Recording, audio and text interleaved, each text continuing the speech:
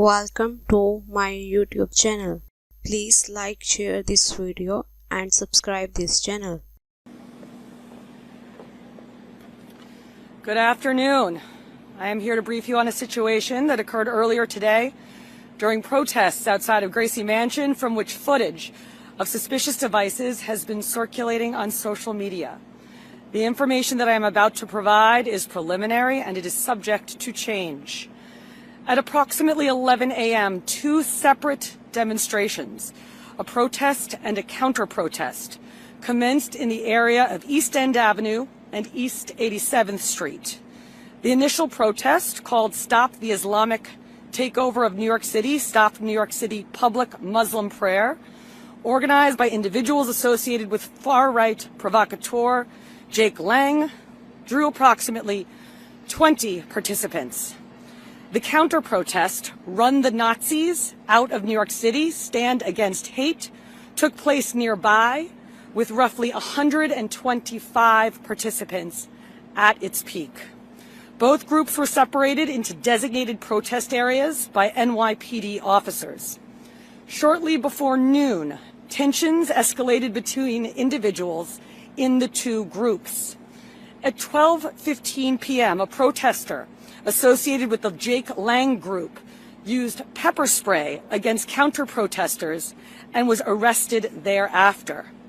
At approximately 12:38 p.m., a counter-protester identified as Amir Balat, an 18-year-old man, lit and threw an ignited device toward the protest area, landing in the crosswalk of East 87th Street and East End Avenue. Witnesses reported seeing flames and smoke as it traveled through the air before it struck a barrier and extinguished itself a few feet from police officers. Mr. Balat then ran southbound on East End Avenue toward 86th Street and gets a second device from a man tentatively ID'd as Ibrahim Nick, 19 years old.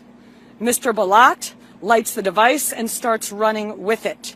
He then drops the device on the west side of East End Avenue between East 86th and East 87th Streets.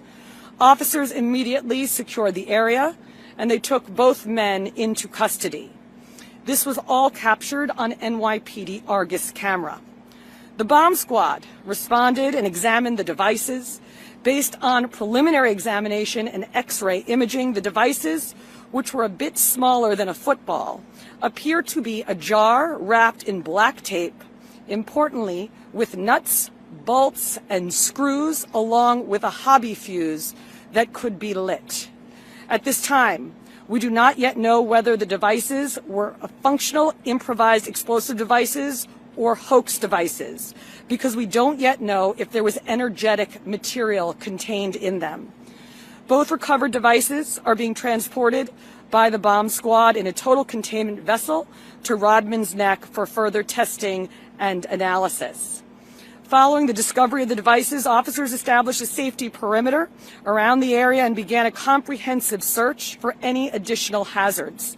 That includes canine sweeps as well as manual canvassing of the surrounding blocks, which includes inspections of garbage cans, underneath vehicles, and other locations where additional devices could potentially be hidden. These sweeps are still ongoing. In total, 6 arrests were made today in connection with the events. Those arrests include the 2 individuals responsible for handling and deploying the devices, the individual who used pepper spray earlier in the protest, and additional arrests related to disorderly conduct and obstructing traffic. This investigation remains active, and we will continue working to analyze the devices and to determine whether anyone else may have been involved. I have been in regular communication today with Mayor Mamdani about the situation. As of now, there is no indication that this is related to the ongoing hostilities in Iran, but the investigation is still ongoing given the heightened threat environment. Important to note, I always speak about the police running towards the danger when everyone else runs away. Let me be clear, that happened today. Officers, many of whom are here with me, ran toward a man carrying an ignited suspicious device. They put the safety of others and their sworn duty to protect and serve above their own personal safety. And I am grateful that there were no injuries associated with the incident. Today, as always, I thank our police for their noble service. Thanks for watching this video.